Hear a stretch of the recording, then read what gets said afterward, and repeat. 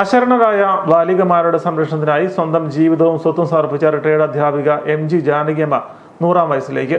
ജാനകിയമ്മയുടെ 100ാം ജന്മവാർഷിക ആഘോഷവും ബാലകാരുണ്യ സമ്മേളനവും ഞായറാഴ്ച രാവിലെ 10:30 നടക്കും. കുമ്മനം രാജശേഖരൻ ഉദ്ഘാടനം ചെയ്യും. ജന്മശതാബ്ദി സ്മാരക മന്ദിരത്തിന്റെ ശിലാസ്ഥാപനം വിശ്വ ഹിന്ദു പരിഷത്ത് സംസ്ഥാന വർക്കിംഗ് പ്രസിഡന്റ് VR രാജശേഖരൻ നിർവഹിക്കും.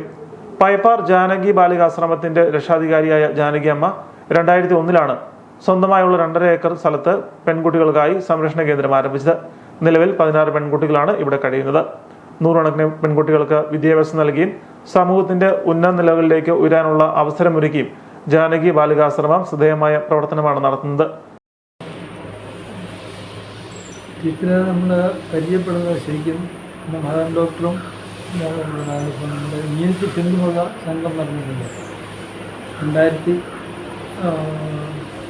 1992 ആരംഭിച്ച് അവിടെ വെച്ചാണ് ഡോക്ടർ വശം കൂടുതൽ പരിചയപ്പെടുന്നത്.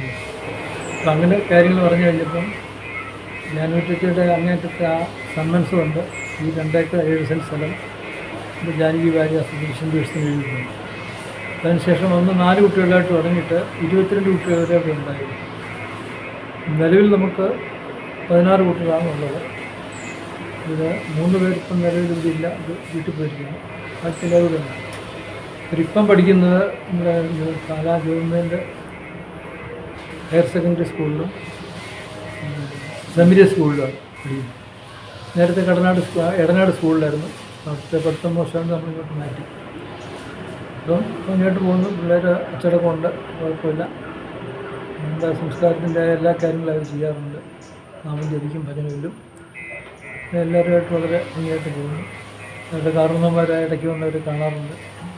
വിളിച്ചിട്ട് നമ്മൾ വരാൻ സമ്മതിക്കുള്ളൂ. അതുകൊണ്ട് നമ്മുടെ മുമ്പ് വെച്ച് സംസാരിക്കാൻ പറ്റും.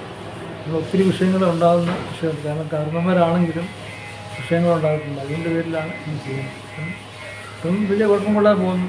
4-5 വർഷമായിട്ട് സ്വയം പര്യാപ്തയായി. അതിന് മുമ്പ് കടത്തലായിരുന്നു. അവിവാഹിതയായ ജാനകിയമ്മ അധ്യാപന ജീവിതത്തിന് ശേഷം സാമൂഹ്യ സേവനത്തിലും കാരുണ്യ പ്രവർത്തനങ്ങളിലും സജീവമാവുകയായിരുന്നു.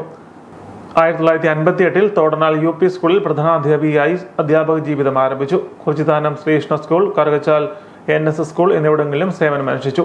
1985 ഇടനാട് NSS സ്കൂളിൽ നിന്നും വിരമിച്ചു.